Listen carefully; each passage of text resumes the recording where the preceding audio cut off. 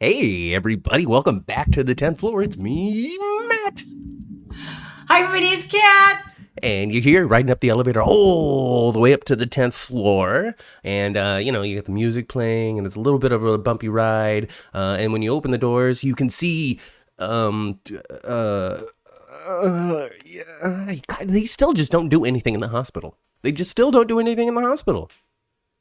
Well, well, they had a psychopath in the They hospital had a this past psychopath. week. Well, yeah, he was in the hospital. Stuff that happened in the hospital was Maxie and Austin talking about love. That's what happened in the hospital. Hey, Wendy. Hey, Chandra. Welcome to the show. Hi, guys. So yeah, let's do it. Do we even have a posted here for them? I don't even. Oh yeah, I do. Here it is. Maxie and Austin. You know, they kissed this week. They kissed last They week sure too, did. or this week or last. I don't remember. It's all blended together for me now. They kissed like 2 weeks ago, and then they kissed this week. So like, they're on a paw tuck, and she was like, "Oh, I've got to distract you from remembering what's really going on," and so she planted one on him, right? Yeah. But then it meant more in her little heart than she ever thought it was going to. Oh, yeah. Oh, Austin. Hey, Let's talk about Austin for a second. Let's talk about how much I enjoy Austin, but also how he needs a haircut. Well, what is he trying to do? Is he trying to grow that out? I mean, what is it? Is he trying to? It was more obvious what he was doing when Roger Howarth first started playing the character. It was more obvious that it was like this younger person haircut. It was kind of like a upcut or undercut thing. Yeah, in like a man bun thing. kind of direction, but then we really haven't like cut it since then, and so now it's just like on his head. Yeah, they must be trying to grow it out where he can do something different. I don't know. But did you like it better in the little man bun, or did you like it better down? I like it in the Had it little down man bun. You like it better in the? I like it better in the man bun. I think I like it better in the man bun too, because when it's down, it's just a little too distracting, and since the length of it is kind of wants to go over his eye, Yeah. I don't like it. Yeah. But yeah, I like the man. But Roger, you want to grow out your hair? Grow out your hair. Hey, it probably grows like a weed, so it'll be fine. I'm not here to tell him how he should be doing his hair. I'm just saying that I liked it better when it was shorter. That's all. Do you remember? Well, you probably don't remember, but some years ago when he was Todd Banning, he had this like all same length kind of thing. Yeah, it was like very long, like, and yeah. And I mean, they played with Roger Howard's hair forever. He had that long hair, right? And he also had the bleached hair when he first came on as Franco. Yeah, he did. God, that was bad. Oh, go back and watch that, you guys. That was terrible. Hello, Laura. Hello, Keisha. And hello, Daisy. Welcome to the show. Laura likes Maxie and Austin. I don't dislike Maxie and Austin. I think that they're fine. Really, though, when Maxie is single and Spinelli is single, I think that the obvious answer is those two. But if we're not going to get Spixie 2.0, I'm all for Maxie and Austin. Why not? I agree. I like Maxie and Austin together too. However, if they don't want the audience to go on a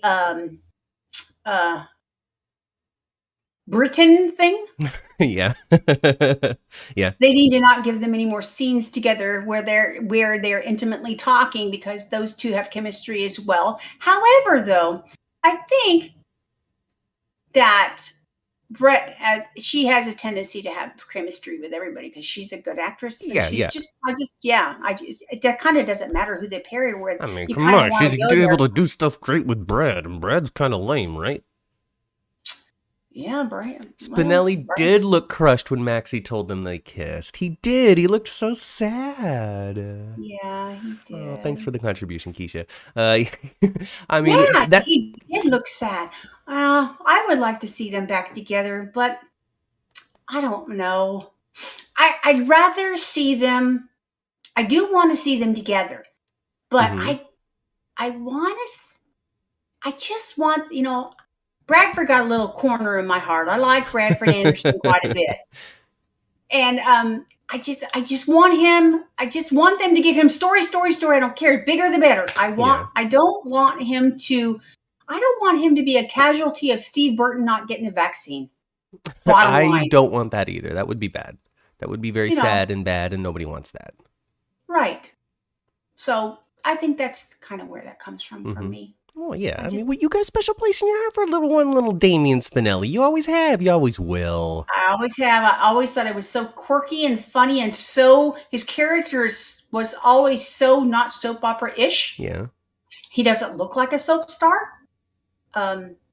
His hair does. He gets good hair. But he's not overly good looking. And soap stars are basically overly good looking. It's true. It's true. You got supporters in the chat. Chandra also agrees that Bradford needs more time on the show. Spinelli used to be a major player on the show. Like major. He was front and center for the crime stuff with Maxie, with just the young people. The young people now that are supposed to be Cameron and Jocelyn and Trina and Spencer. The young people before were Maxie and Spinelli and Elizabeth and Jason, and those were like the young people, right? You're right. And now they're not because they're all 50. Well, I happen to know Bradford I don't know Bradford. I've met Bradford, but I don't know Bradford. Okay. He's 42, I believe. Yeah. But I mean, when he first was on the show, he was like 28, right? I mean, this was... Yeah, he was... I think when he landed on the show, he's been on the show a long time. I think he started in 07. Yeah. He was like 27, 28. Mm-hmm. He's a young dude. He's just a young guy. He's just the jackal. I'm just here to... you know what I'm talking about. You know what I'm saying. Spinelli, Maxie. Well, okay. So clearly, I mean, we're gonna get Maxie and Austin going forward. That was the plan from the very beginning. You don't shirtlessly, sweatily deliver somebody's baby alone in the woods if you aren't eventually going to be dating them. It was written on the wall from the very beginning, and really, you kind of hit the nail on the head a second ago. If they hadn't had any good chemistry between Britt and Austin, then people wouldn't be going, I don't know if I like that one, man. But I like Austin and Maxie together, though. I do. I don't think that, though. I don't think that Britt is having the feelings for Austin that the audience seems to be attaching to him, though. But like they point to something she said this week at Kelly's. I think she was at Kelly's, and she's like, I sent him into the arms of another woman.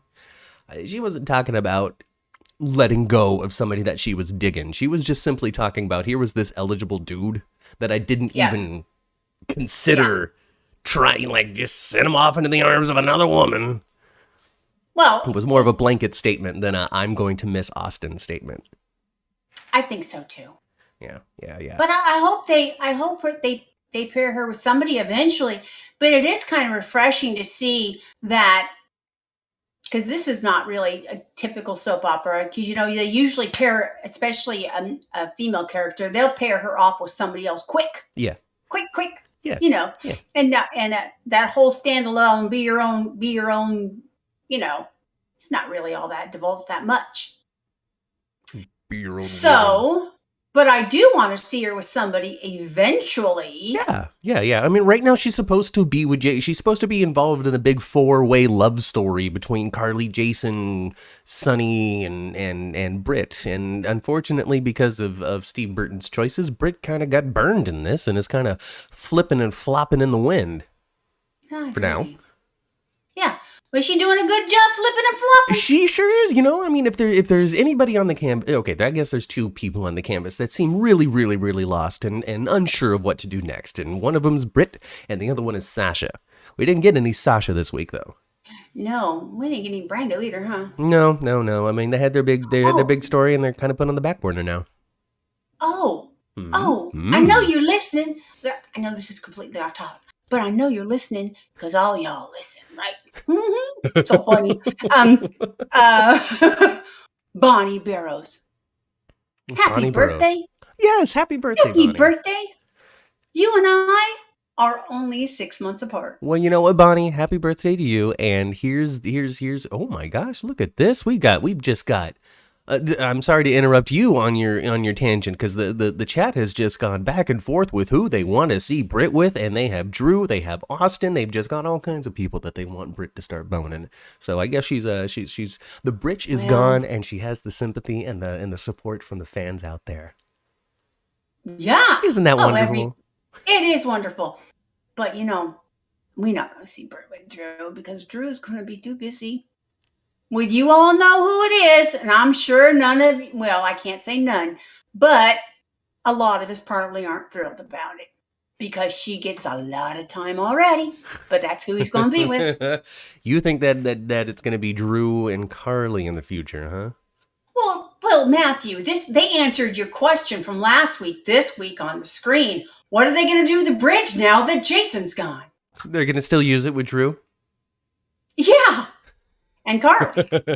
Okay, Wendy, maybe you don't specifically love Brit. That's fine. Everybody can still have their opinion. When I say the audience, I mean, the people that I consider the audience, which is everybody but you, apparently, Wendy. Hey, Irma. I'm kidding, of course. Don't be mad.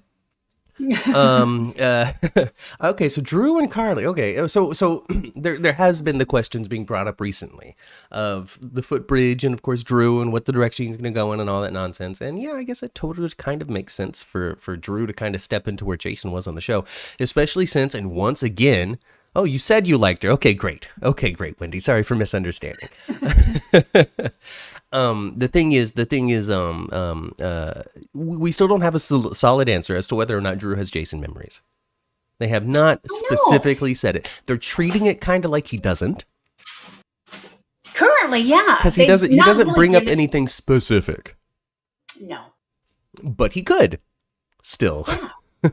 I think that there's still room there for them to kind of sprinkle in some Jason memory, Jason personality to kind of help bridge this gap. Why is he drawn to the footbridge so much? Because of Jason influence. Yeah, I mean, I think going to the footbridge. He didn't go to the footbridge to find Carly. No, he went to the I think he went to the footbridge to reflect on Jason. He goes to the footbridge to think, because that's where Jason went to think, and he still has some Jason influence inside of him because they never took those memories out of his brain. Before Billy Miller left the show, they had him start to remember. Oh, I remember this thing in this van. I've got this feeling that the money is there from my old life. Which was kind of this subtle nod to maybe the memories are resurfacing on their own. And then when we recast this character and bring him back, we can do whatever we want with him. And that's what happened. Yeah. Drew goes to the bridge because of Oscar as well. I guess Oscar liked the footbridge. That's I don't true. That's true. Oscar and Josh used to go to the bridge too. Didn't they, you guys, am I remembering this correctly? You remember when the bridge had a bunch of locks on it? Ooh, is that a thing? Is that a real thing? That was the old Because I know that happens bridge. in real life. Yeah, I think the old bridge used to have some locks on it. And didn't Oscar and Josh put a lock on it? I might be just remembering things that didn't even happen. Probably, maybe, I don't know. Maybe it was a different bridge. No, but there's locks all over the world. Yeah, remember though. But that was before. But that was the old bridge, and then Jason. Irma says yes. Irma Perez says yes, and I'm gonna believe her because she's a walking GH just longtime fan. She knows all kinds of stuff.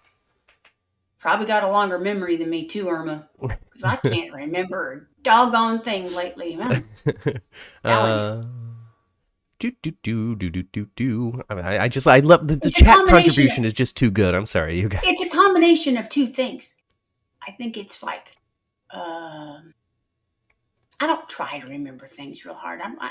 I have it don't matter attitude quite a bit, so I don't mind brain don't make connection. Oh man. Anyway, well, I mean, you can have an emotional reaction of television, but you can't have too big of an emotional reaction over television. Otherwise, my mother will say, "Come on, relax. It's just TV.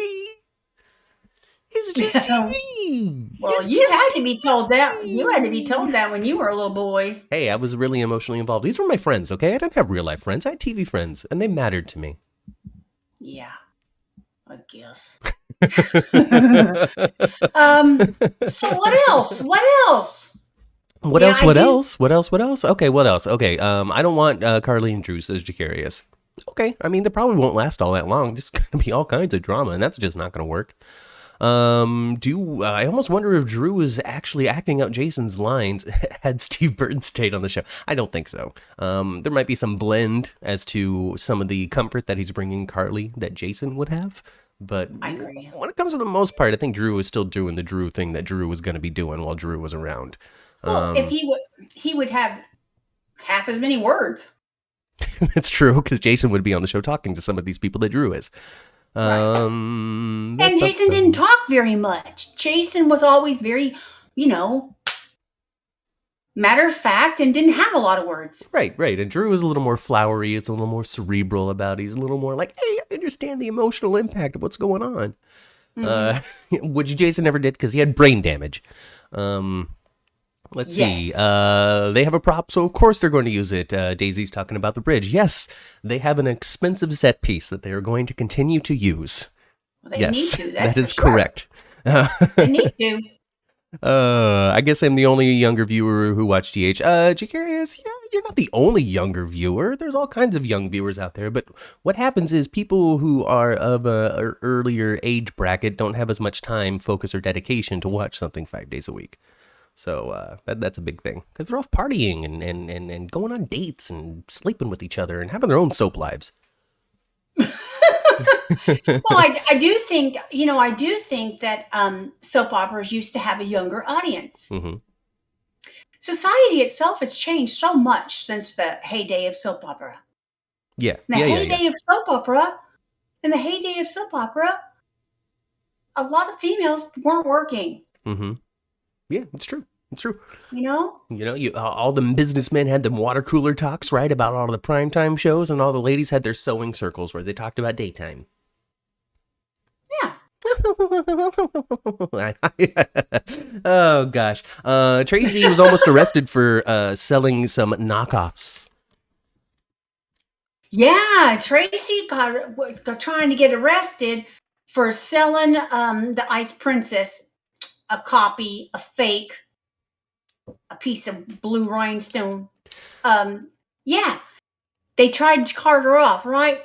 Victor got something to do with that. He probably stole yeah, absolutely. Victor and the Ice Princess 100% are completely intrinsically tied with one another. Yeah, I'm sure that's why he that's why he was working out the whole thing with trying to get rid of Luke, because it's probably what his agenda was getting a hold of the Ice Princess. Yes. And he probably kind of figured it out that Tracy would come back home and give it to Laura. And I'll do a little Jenny Smith switcheroony. Yes. I guess just to just put a final cap on that whole age discussion, I've been watching soaps off and on since I was 4 years old. Ma's been watching them since she was a young teenager. Since I was about 15. Since you were about 15. Anybody who is a fan of soaps got started when they were younger. Nobody joins the soap opera world at 50, I don't think. Oh, gosh, no. It's like smoking. How many times have we heard soap operas were introduced to people? If you started watching it as a young person, it was because you watched it with your grandma. Yeah, or your mom, or my grandma's stories, or something like that. Yeah, my grandma's stories. I've heard that over and over again. A lot of kids, a lot of young children went to grandma's house for after school daycare or whatever. And then the days of our lives will be playing. Exactly. Right. So, and back in the day too, GH was on, like, I think years ago, at least here. It used to come on as late as 2:00, 2:30. Yeah. I mean, that's after school for some groups of people. All My Children was on at noon. One Life to Live was on at 1. Right. GH was on at 2. And it was on at 2, so they had to kind of skew it to be a little more action oriented and for the younger crew to a degree, because they had a larger potential for having a younger audience. They've moved away from attracting that audience, and it's very obvious because it's not about the younger people that it used to be. I don't know what Young and the Restless is all up to. Young is in the name. It seems to me like the target audience has grown with Laura Spencer. Uh-huh. Okay. It That's kind of fair. just went with her, Uh-huh. you Well, I know? mean, she's still a big draw. And Anna was on this week, Ma. And all these people talking about how much they love Anna, right? All these people Hmm. talking about how much they love Anna and they wish there was more Anna, Anna, right? And she was Right. on and she was dealing with Victor, right? And then she turned Hmm. around and had a phone call and all that kind of stuff. And you know what I thought, Ma? You know what I thought? I What? thought What? Anna is really good. She does need to be on more. She is really good, but boy, is she not a very good WSP. Come on. Everybody in town figured out Peter except for her now, it seems like. And I couldn't help but think this too when I saw her and Felicia standing together, hanging out together, talking. You two need to go get a sandwich, split that sucker, and eat it. Holy smokes. Somebody go get them a sandwich. Golly. Woo-hoo. I don't know. Anna fell off her game when it came to Peter, and she's never been able to get back on it. That's kind of true, huh? She was Even now, even bamboozled. she's sitting there just chilling in the hospital or whatever. And Felicia comes up and she's like, "Hey, I heard that the van hasn't made it to to the prison yet." Right? Yeah. And How then did I Anna's not know like, that? "Oh, it's just icy out there. It's probably okay." And Felicia, of all people, is like, "We're talking about Peter here. Are you sure it's going to be Yeah. okay?" And Anna's like, Nick, we Oh, should get out yeah. there." I'm telling you, that's Peter. He can slip through a keyhole. uh, Goodness gracious. let's see. Jakari started watching soaps at 1 year old. That's before everybody here on this show. Now it was 21 years ago though, so I was in school already. One Life to Live was Chandra's first soap. Did you see Eternia? Did you? You Did love that with Turnia. I loved it. Did you see Eternia? As the World Turns was Jacarius's first. Dark Shadows was on at 4, according to Irma. I don't know Oh what Dark yeah, it Shadows was. is. It was on late. There was Edge of Night. There was Dark Shadows. Dark Shadows was on a long time ago, Hmm. and it's been off a long time. I remember walking by this house when I was in elementary school.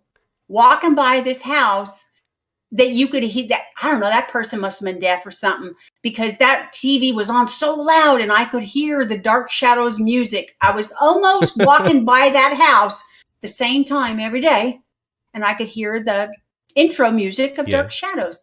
Isn't it funny how your mind will remember some weird stuff sometimes?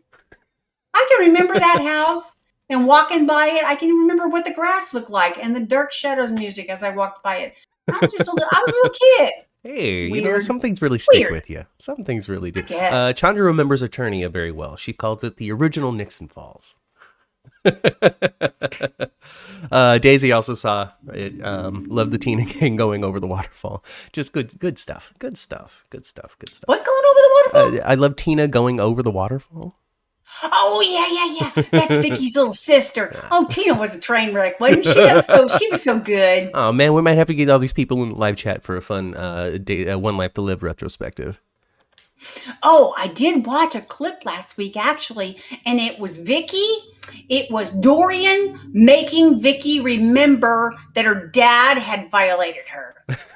Oh, gross.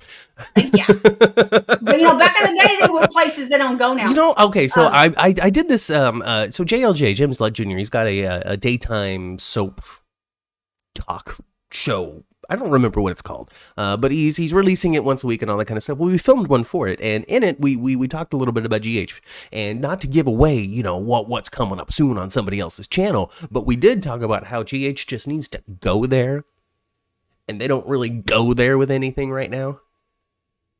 I don't think. Well, no, and then that's the same with a lot of shows. A lot of shows aren't going anywhere right now because people get their panties all bunched up quick.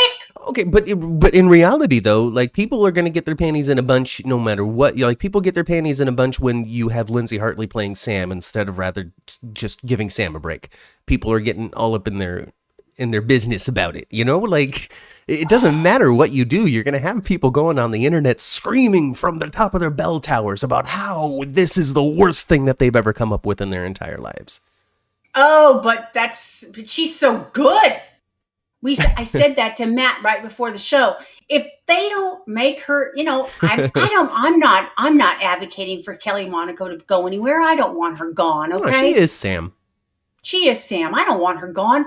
But, for whatever reason, let's say she chose to be gone. Man, oh man, if they didn't hire her to be Sam, they'd be missing the mark completely. And if that's not the case, well, then let her be somebody else. Yeah, bring her on to something else. That girl's good. Have her be another Davis sister. I don't know. Why not? Julian's other child that he knew nothing about. I don't know. Or make her be a Cassadine, or let her kick the crap out of Esme. She just shows up just to beat up Esme and then moves on. It's just her and Katie McLean, Dixie from All My Children, just showing up for a cameo just to beat the tar out of somebody. And they can play their Pine Valley characters. It can be Dixie and I don't remember what Francesca. I don't remember what it was. I don't remember. It was Griffin's sister. Griffin Castillo and Maya Castillo. Mia, something like that. Yeah. I think she had a relationship with Dad. She did, and then they broke up because Dixie came back to town, and then she fell for Dr. David Hayward, and that was Dr. David's last little romance thing before the series ended. And I think she actually even got pregnant by Dr. David Hayward too, but the show didn't last long enough for her to have the baby. Oh my God! I don't know. I mean, it's ancient times now. It is. So, anyway, I just really enjoyed her on there. I think she's, and it just shows her chops that she can. I mean, this is a set that she's not on constantly, and to seem that natural and seem so effortless, and being just a couple of day replacement, man, knocked it out the park. Loved it. Yeah. What'd you think, Matt? What'd you think? I enjoyed seeing when I saw that Lindsay Hartley was coming back to the show. My first thought was, oh, good, they found her a role to play. And then I saw that she was replacing Sam again, and I said, oh, good, this worked out the first time. Let's do it again.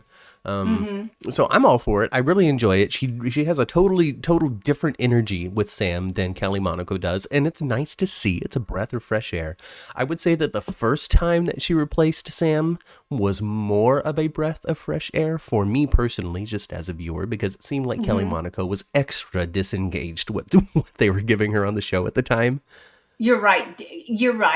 Kelly is currently doing a better job. But now she seems to be liking things that are going on a little bit more now. And I don't know these people. I've never had a conversation with them. I don't know if it's true. This is just the feeling that I get when I'm watching it on the screen.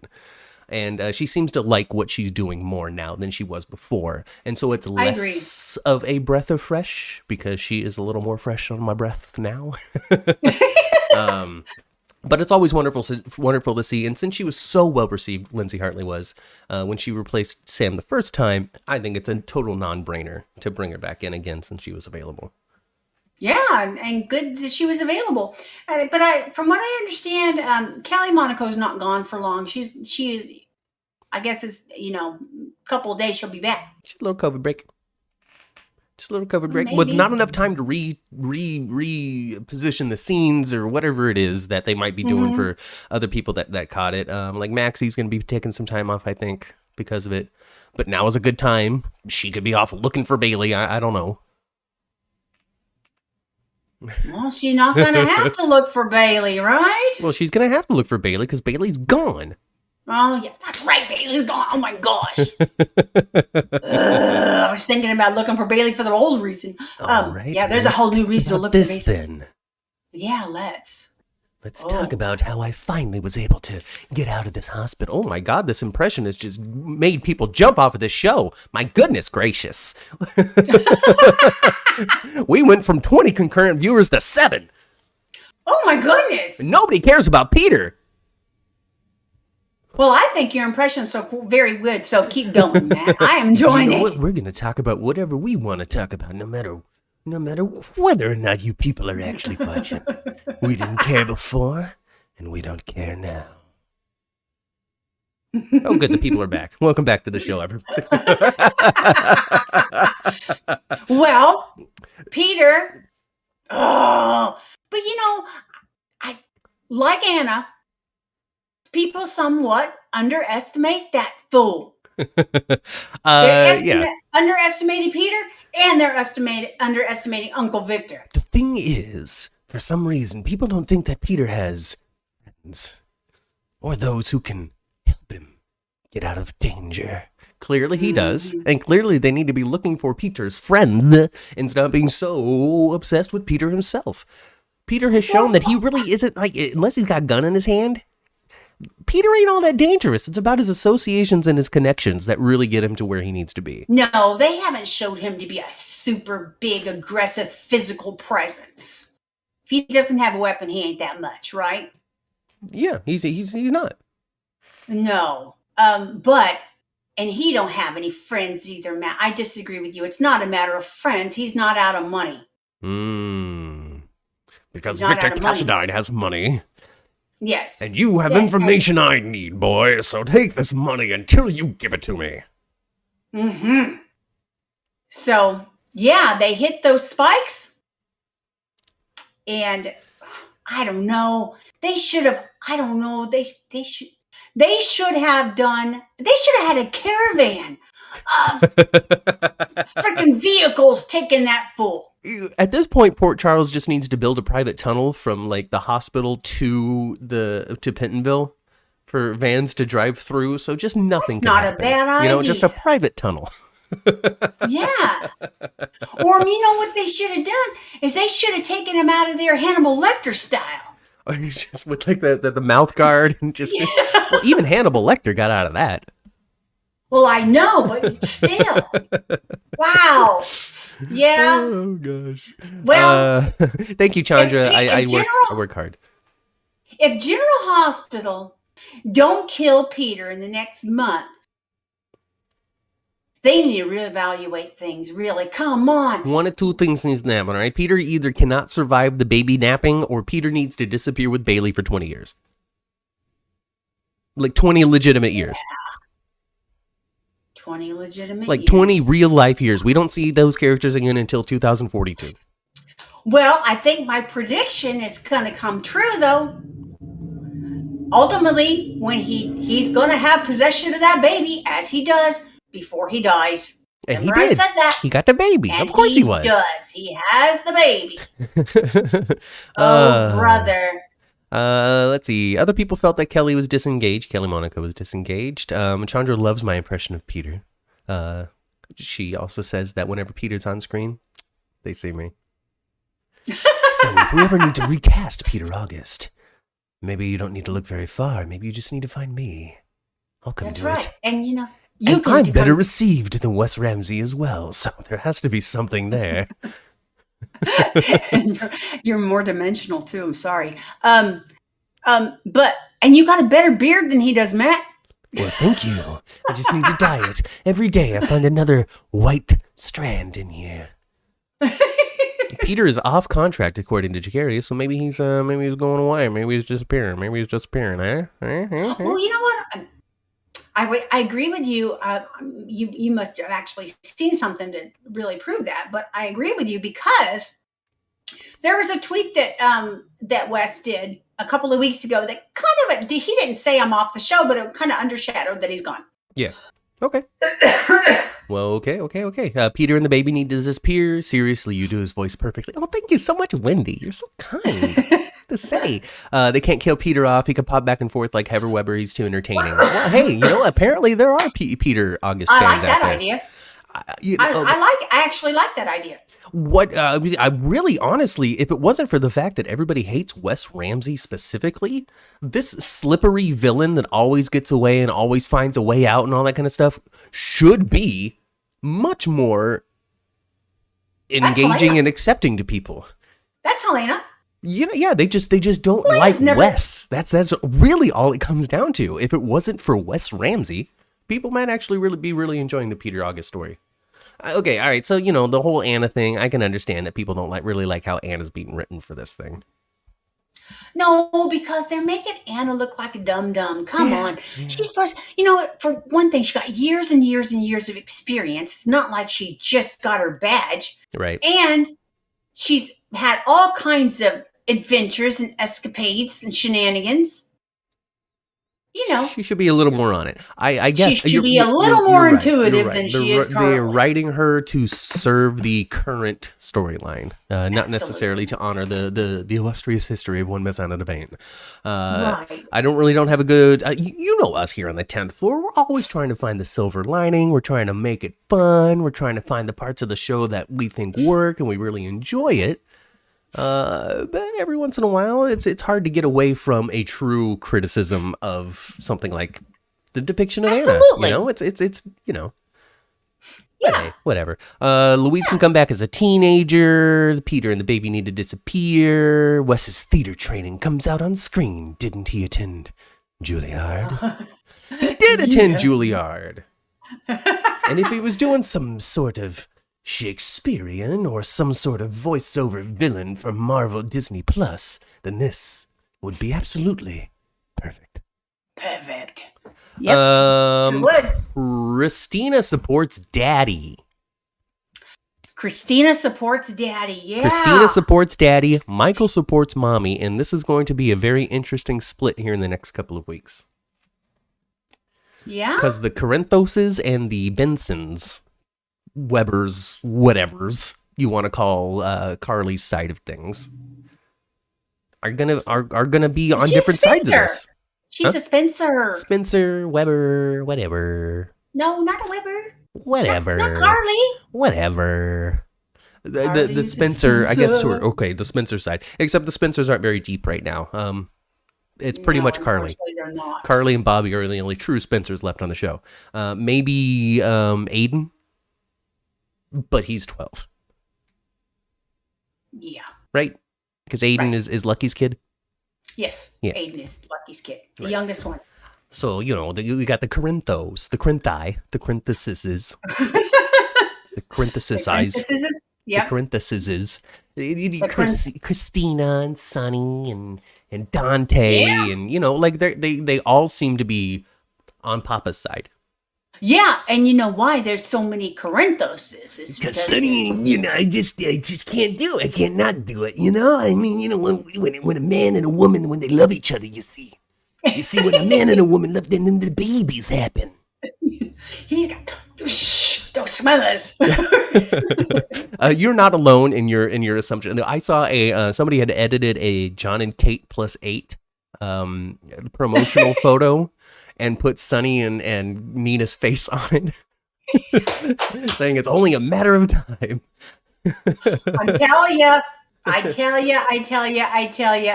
you, Sonny and Nina are gonna hit the sheets in Kiki's deathbed. It's gonna be so nasty, okay? It's gonna be almost as bad as making Avery on top of in the mausoleum. On top of an actual tomb. Come on now. Yeah, that's how nasty it's going to be. They're going to make a baby. The last dusty egg. Oh, gosh. They're going to make a baby. You've been writing this last dusty egg thing for a year. I love it. I love it. Michael and Joss are Spencers. Yes, Michael and Joss are Spencers. Those are two names that we forgot to mention. Yes. Yes. And Donna is too, actually. And Donna would be a Spencer as well, because they're all the children of Carly. And that's why she mentions it, Cherie. Because we were talking about it. This chat, man, they're talking to each other now. It's wonderful. It's wonderful. That's good. Anyway. That's great. In any case. So yeah, I think this divide between the family is going to be interesting because, like I said, clearly we got some people leaning on Daddy's side. We got some people leaning on Mommy's side. So you think there are going to be some teams? There's going to be some splits. You know, I don't think that, you know, Kristina and Michael, up to this point, have been brother and sister. Yeah. But if Kristina was like, go see him. Go see him, Carly. Yeah. Stepmommy Carly. Go see my dad. Yeah, she did. Go do it. Go give him a lifeline, you know, or whatever it is somebody said to her. I think that Carly should have went and saw him. And the reason why I think she should have went and saw him is because she said she was going to. Yeah, she said across 2 episodes, I'm not going to abandon this hour-long meeting that we have. And then she did. And then she did. But is she not might still show up though? Well, yeah, but now she's gonna be showing up when he slipped her the willy, you know? When he slipped Oh my Nina God. she's gonna walk into Kiki's death room and find a life being created there instead. Do you think they're gonna be right there when she finds them? Do you Listen, I almost walked in on you and Jason, and now you gotta walk in on me and Nina.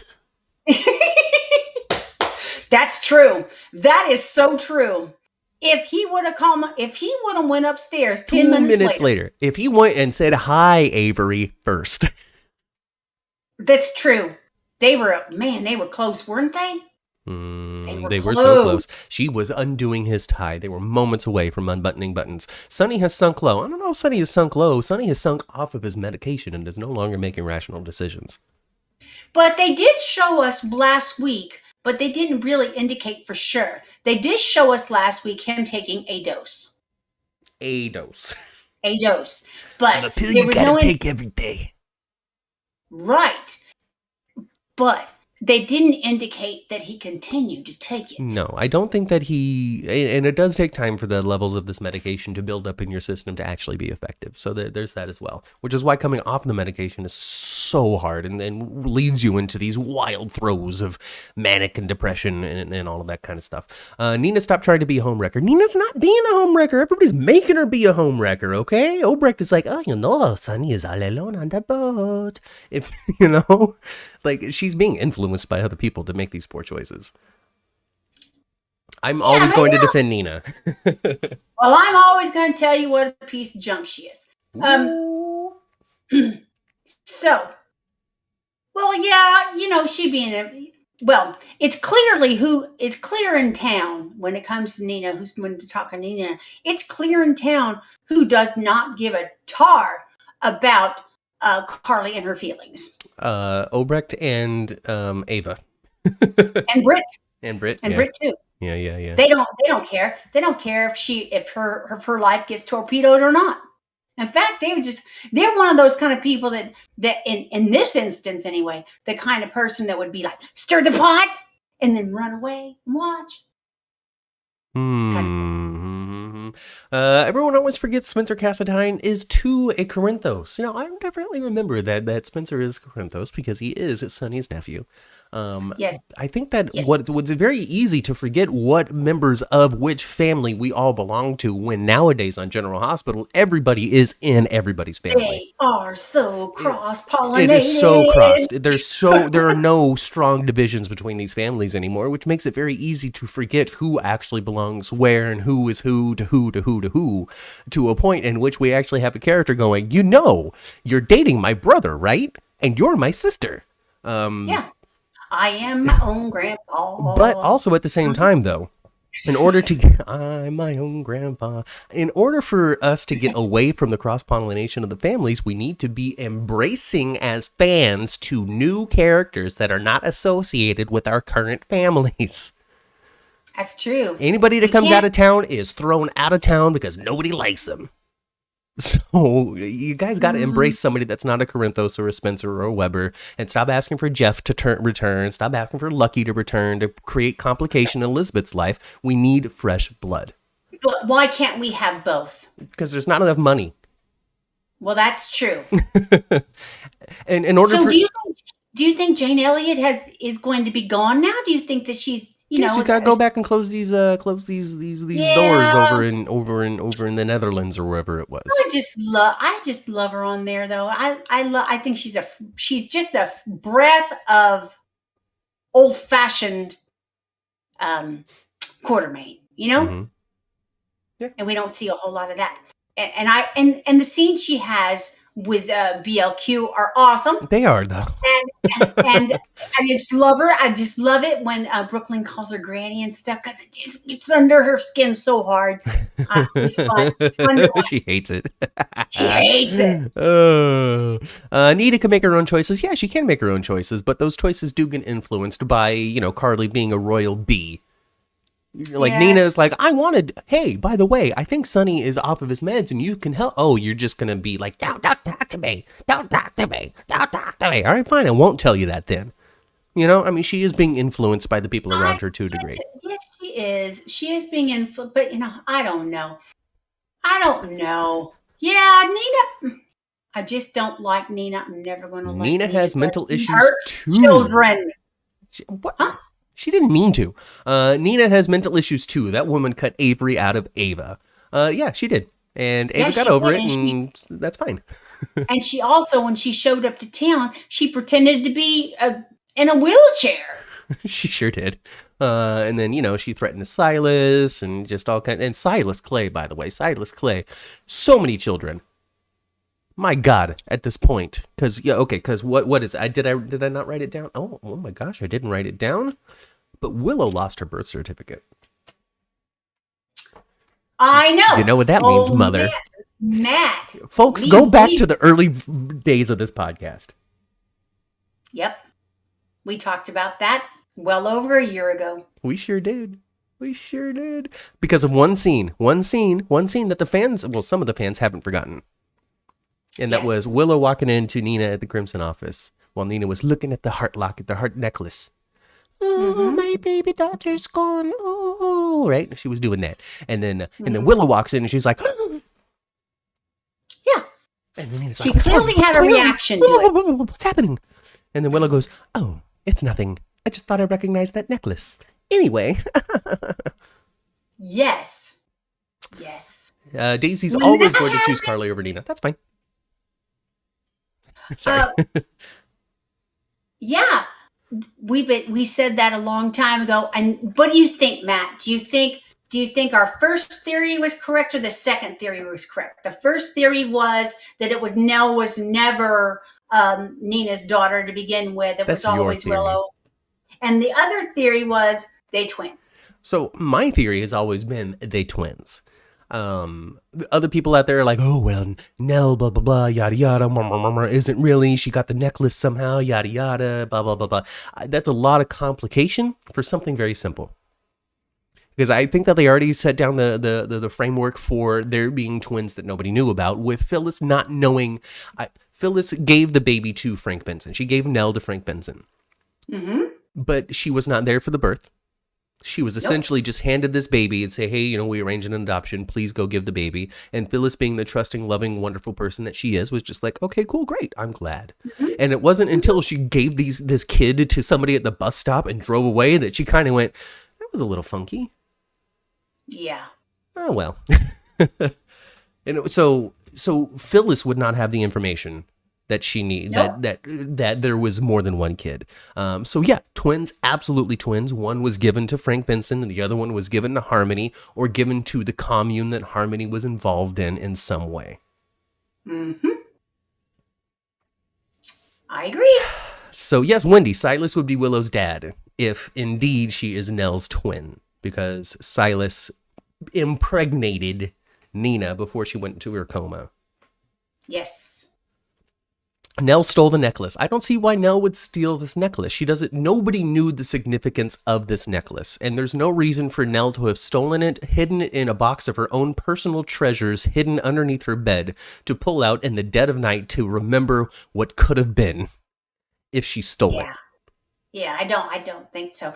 And another thing too, I don't know, my brain works crazy too. I thought, if you're going to steal something, it could be no half-heart necklace that you can find in a gumball machine. Yeah. There would be no reason for her to steal this thing. No. And I'll convince Nina that she's unless she came to town with all kinds of information that she just never let slip. No. Yeah. Besides, it's more interesting to have twins. Yeah, I like it. That way Nell can come back to the campus and have a twin sister.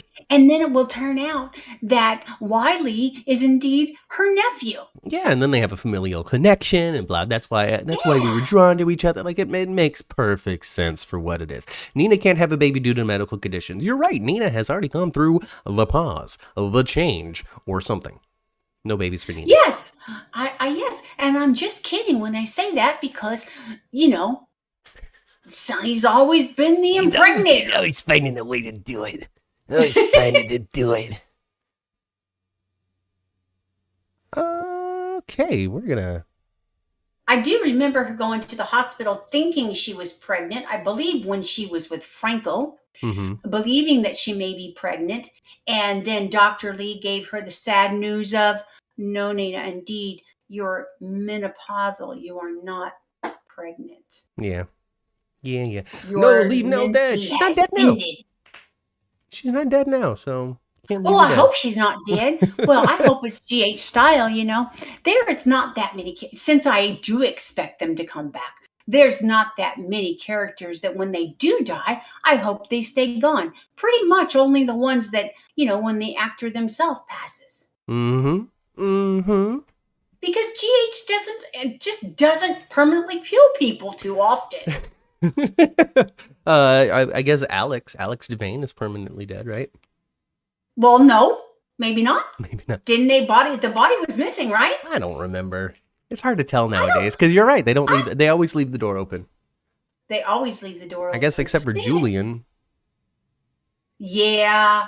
They didn't leave the door open for Julian, and they really didn't leave the door open for Franco either, because they showed him in a freezer. In the with freezer. A In the morgue.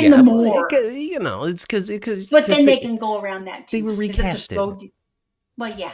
They can slow down the heart to a rate that, blah, blah, blah. And then, that's been done before. Yeah, of course. How often has it been done? I mean, it was done with Taggart most recently. Oh, yeah, he's dead. I'm lying. Yeah. Let's see. So Sprina almost sprung. Sprina did almost spring. And man, oh man, that Esme had it out for Trina before. She's going to really have it out for Trina now. And you know what's really going to be super uncomfortable now? Prison time with Esme and Spencer. Yeah. Because she's going to try to do something to keep him or punish him or something. Because they were this close. It didn't happen. Now, it didn't happen. Yes. But it was like... Yeah, they were real close, and Esme saw that. Esme knew it. Esme saw it. She interrupted it. Yeah. Ooh, that girl's bad news. That Esme, she has no potential to be that dastardly, really, don't you think?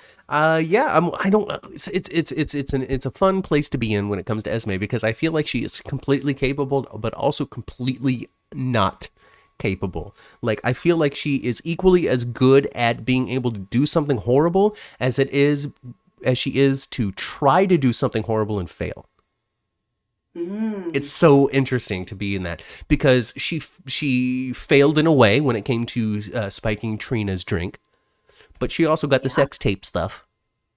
Yeah, she really so sure we did. don't know what's gonna happen there, because that could be a success for her. And we still don't know exactly whose phone that was that she set up. So I went and I did some research, because I was looking way deep into this because because people went nuts over the medicine that Esme gave Trina, because it's a real medication, and according to the pill bottle that she put in the drink, it was enough to really do some serious harm to an actual human being. Yeah. Which on one end, GH could have avoided entirely by not showing the pill bottle, by just saying she got some drugs, the end, and being not specific about it. So, maybe we'll learn a lesson from there. Let's not be so specific. But also at the same time, it's a soap opera.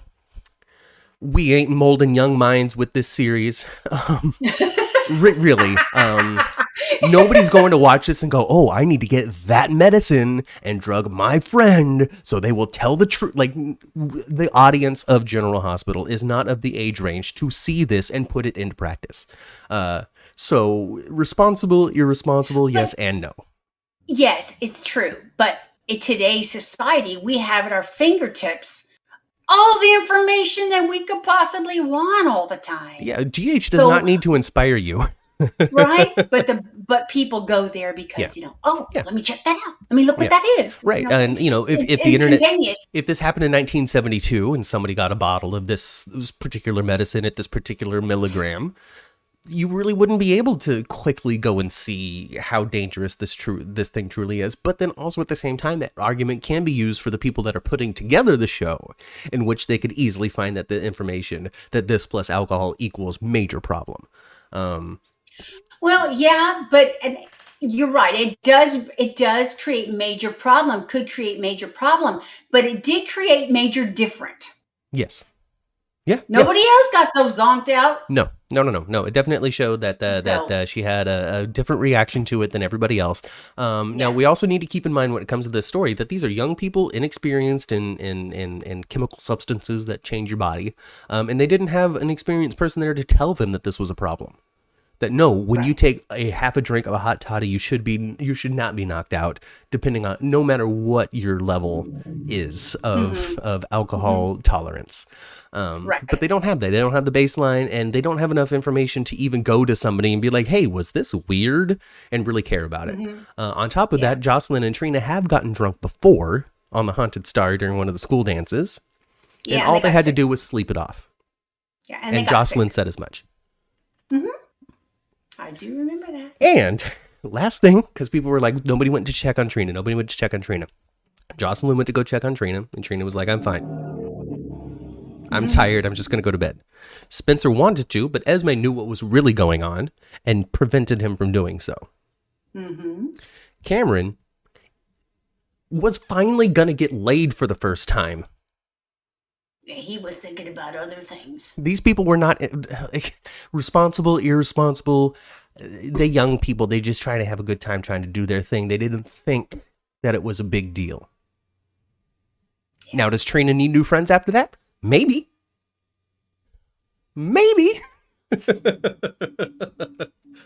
But anyway, that's my take on it. That's just my take on it. You know, people blowing it way out of proportion, in my opinion. You know, the conversation with Joss and Trina, they seem very cool.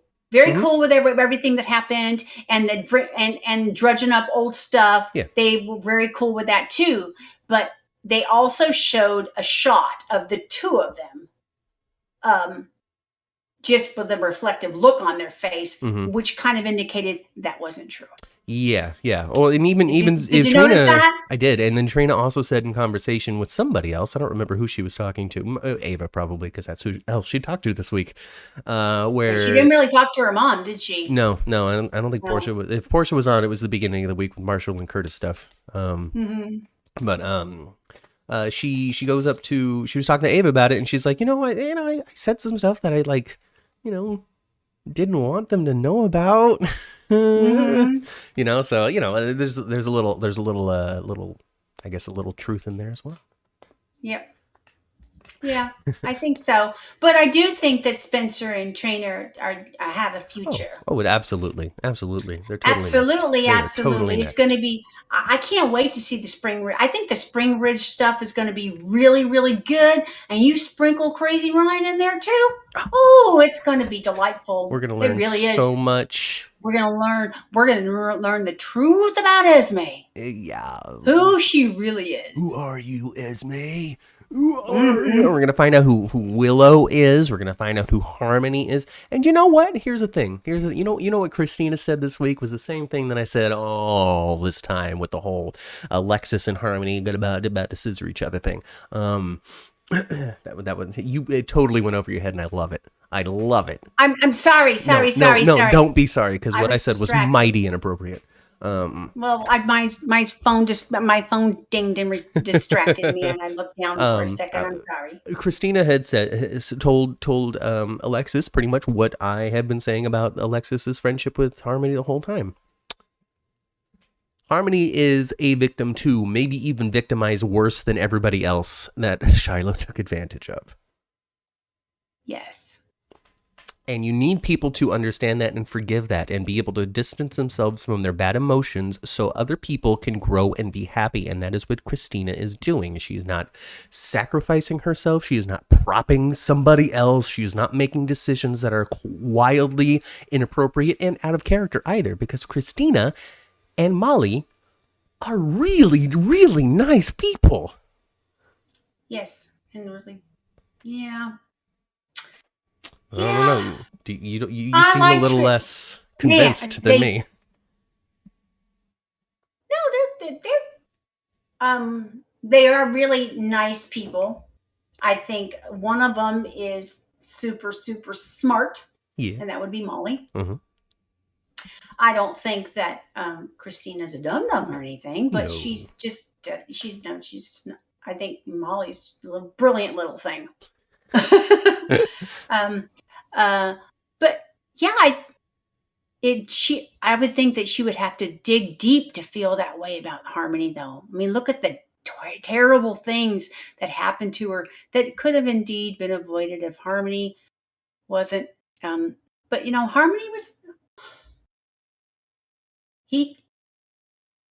Harmony was like drink the Kool-Aid influenced by Shiloh. Yeah. I mean, that, really, really, she really believed him and she really was brainwashed by him. But you'd have to dig deep to forgive that stuff, though, because it was so awful. Yes. And I've never been victimized by Shiloh. Okay. I don't know what it's like. I can't comment on somebody else's reaction to it. I can't tell somebody they're wrong for forgiving somebody else or providing the path to forgiveness. Kristina was very much like, I mean, this is okay, I guess, for now, I guess. Christina's really going to support the relationship that they're going to wind up having too. And that embrace of Harmony and Alexis was too long. Yeah. Not to be an indication. Oh yeah. Well, and then there was these thumbs. I don't know if anybody else noticed the thumbs, but Harmony wraps around Alexis and then like gives her the hug for the help when it comes to the birth certificate, and then gives her this little affectionate thumb. Yes. Yeah, rub. like I don't know what massagey thing. Not even Almost a massage, like. but you know how like you when you hug somebody you barely know, right? You do that like with dudes, right? You do the hand clap thing, and then you're like, bam, you slap their back real quick, right? And then if it's somebody else that you know a little bit well, you might do a two-hand thing and then let go. But if it's somebody you like, somebody you want to like get, like marry or something, you hug and then you kind of do a thing, you rub them in some way. Yeah. Harmony gave Alexis a little rub with her thumbs. Yeah, it was a little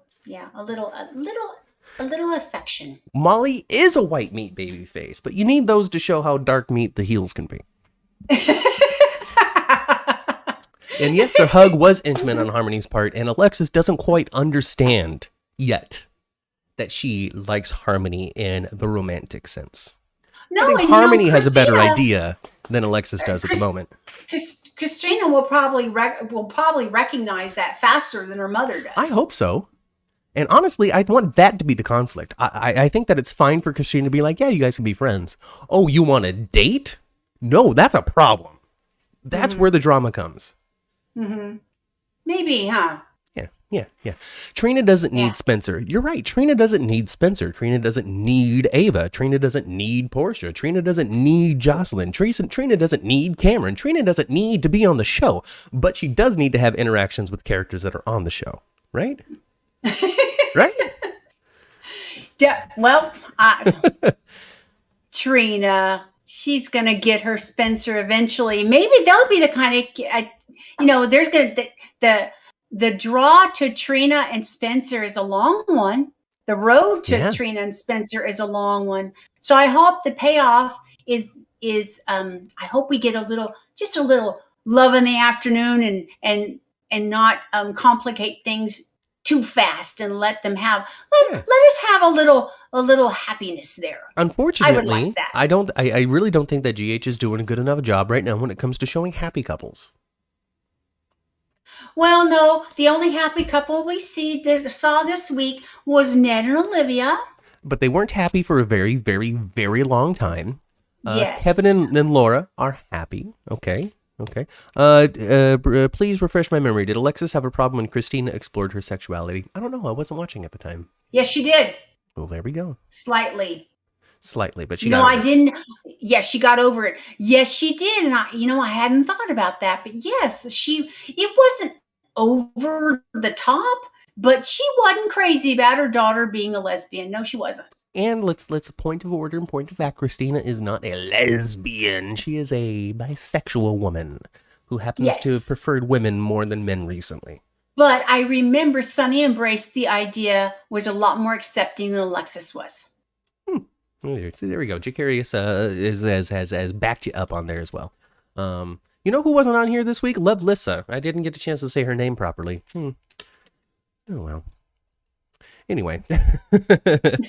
Hopefully next time, Lovelissa. Lovelissa, you better watch us next week. Yeah, so I can say her name properly. A triangle in the making. Oh gosh, yeah. I mean, I really do think like they're heating up to all kinds of different stuff that are going to be coming out here in the next couple of weeks at General Hospital. I mean, clearly Carly and Sonny are moving on to whatever's next in them. And I think there's going to be there really is going to be a triangle of Drew, Sonny, Carly. Because they've already had last week, they had, where Sonny kind of when he went manic and he was telling Drew off, you ain't no Jason kind of thing. Jason, you're nothing to me. You're just a dude who doesn't even look like the guy that I know. Yeah, something like that. Yeah. And so, and then this week, he bought him a bourbon or something, didn't he?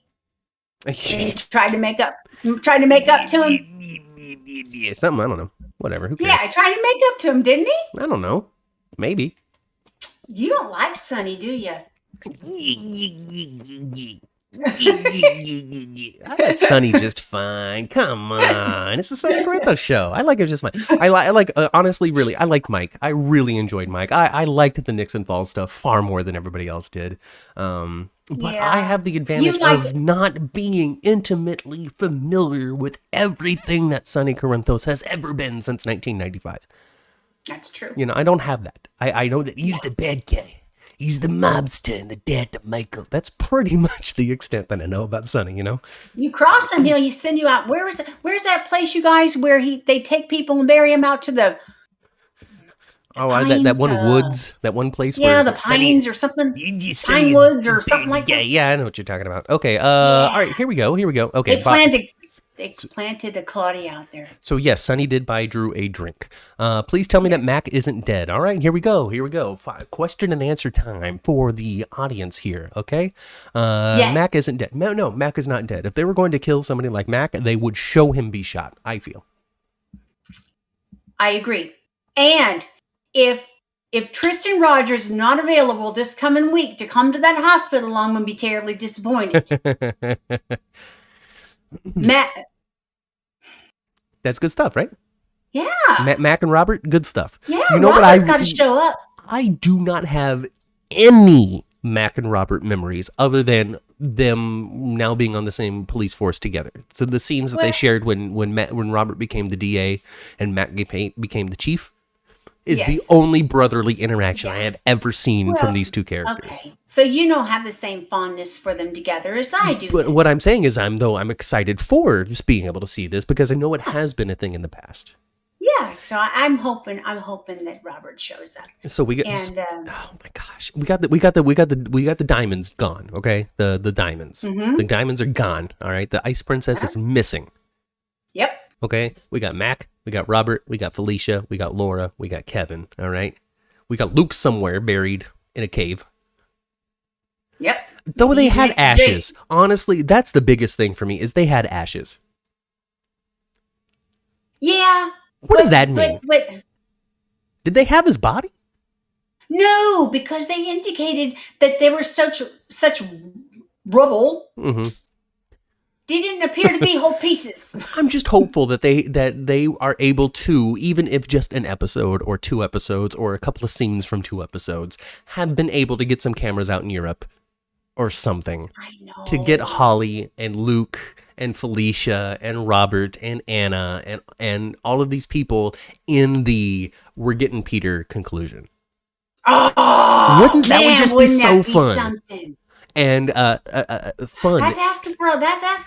It's man. asking for a lot. I understand that. I know that the budget really is the main thing. The budget has made it so you can't really think too much about honoring the past or giving this exciting conclusion to, like, you can't even think about it with the amount of money that they have to spend. You know what I mean?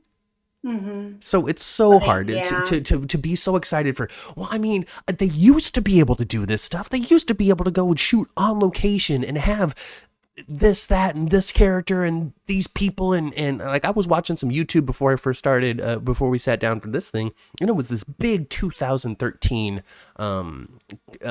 confrontation between Helena and Luke and Laura, and I guess she had taken Jake or something at the time, and they were out in the Atlantic Ocean, and it might have even been the true death of Helena at that. I don't know what was going on, but the number of characters that were involved and the excitement and the budget that was there and all of it, and just what seemed to have been the conclusion to a very interesting and long running story.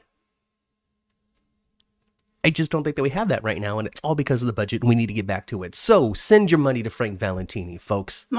Take your $5 bill out of your wallet and stick it in an envelope and send it right on over to Prospect Park ABC Studios. Well, I would love to see. Yeah. Let's see. There was a time where Like Robert that didn't like old- Mac. Ooh. I don't remember that. Well, I remember going back and seeing Mac's first scene on General Hospital. There was a big protest or something happening There at the harbor. was, Now this is back when they filmed it like the New York harbor. Like it wasn't Pier 54, it was Right. the harbor. Right. You know what, you guys, I do. Who was that said that, Matthew? It was Daisy. Daisy. I do remember. Yeah. It wasn't like in the middle of the whole sport. It's from the beginning. Yeah. When they first came together and Mac came to town. Yeah. It was like, So they there were was like happy some to sort see of each other. protest, some sort of oil rig protest or something, and Robert was there and his big hair just flying in the wind. And then Mac comes up on his little speedboat or whatever, and I don't remember, and something, and Robert goes to chase him down, and then he gets him and he pulls him up and he sees him. They see face to face. They don't say any words to each other, and Robert just goes, "Oi!" Bam, and punches him into the water.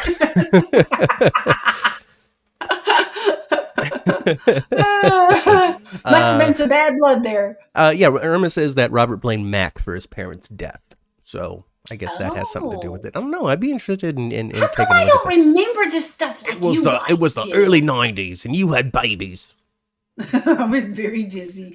I mean, Robert Scorpio and his big hair.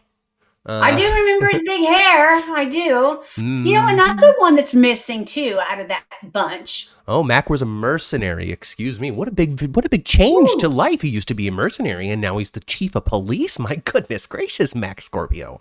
I took a whole big break to raise a bunch of girls that aren't his. All kinds of kids that aren't his. Yeah. How come Mac You ain't get got three girls- none of his own three babies, girls? huh? Is Mac sick? You know, no, he don't have any of his own. What did his own Mac babies. Mac sick? Does his little dingy ding not work? They've never divulged that, and they've never had a storyline that I can remember where Mac was with somebody where they were trying to have a child and having difficulties. I don't remember that at all. But he raised Georgie and Maxie a lot, and he raised Robin a lot. Uncle Mac. And and another person that could easily come back, and he's part of that big group that you mentioned earlier, is Frisco. Frisco Jones, still alive. Frisco, still alive. Mac, and that's Maxie's daddy. Maxie Mac. Was Maxie named after Mac in some degree? Maybe. Well, Maxie. no, she was named after, I don't know exactly what it was, but her name comes from Felicia's Aztec stuff. Oh, okay. The Maximista. What's her real name, though? Her real name is Maxie Jones. Maximilia?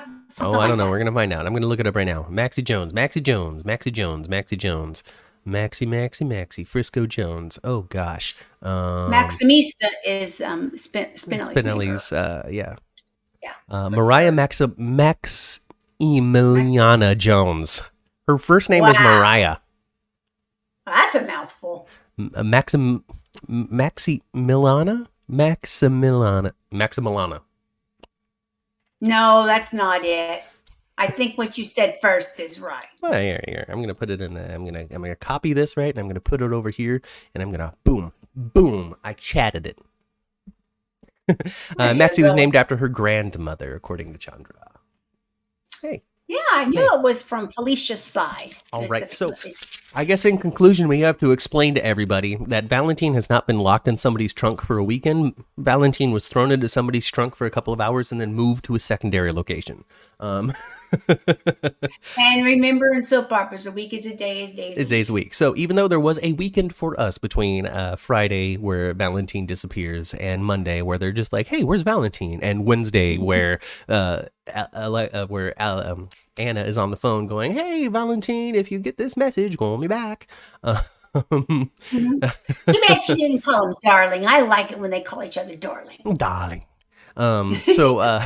If anything, he was in the trunk for a night, and now he is strapped to some bed somewhere, being fed pudding to be kept alive. Next to that girl that was crying over there in Crete.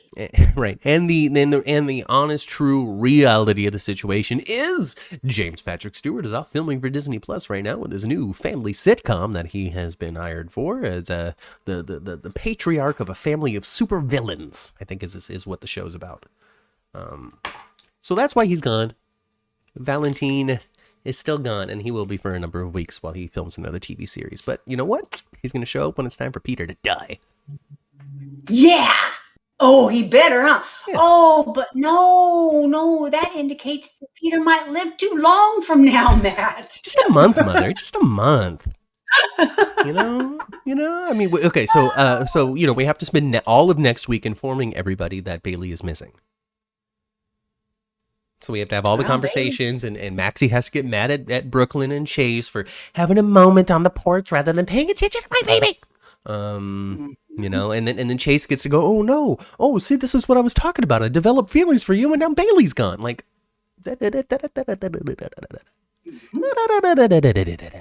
oh my God. A month too long. Welcome to the show, JLJ Media.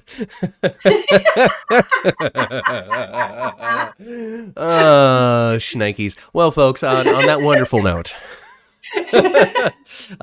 with the demise of Peter either coming very soon or very, very, very, very far away from now, we're gonna get back on the elevator. We're going to wave goodbye to Maxie and Austin, who are having yet another conversation about their love for each other, or their not love, or their love, or "I liked you, but I can't like you. It's dangerous to like you. Didn't you used to look younger about 3 weeks? It doesn't matter." I'm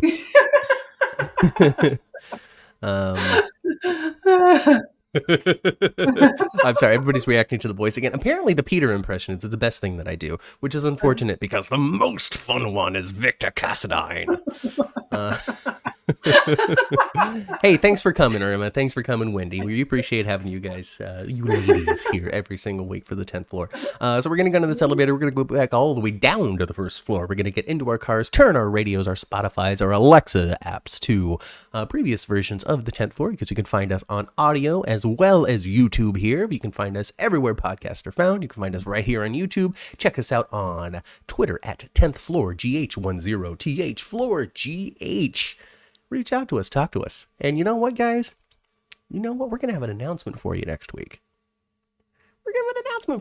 So come on right back, because we got some news to share. And we're going to do that during the 11 o'clock hour next week right here on the 10th floor. So come on back. I've been Matt. And I've been Kat. And we'll catch you right here next time on the 10th floor. Bye, guys.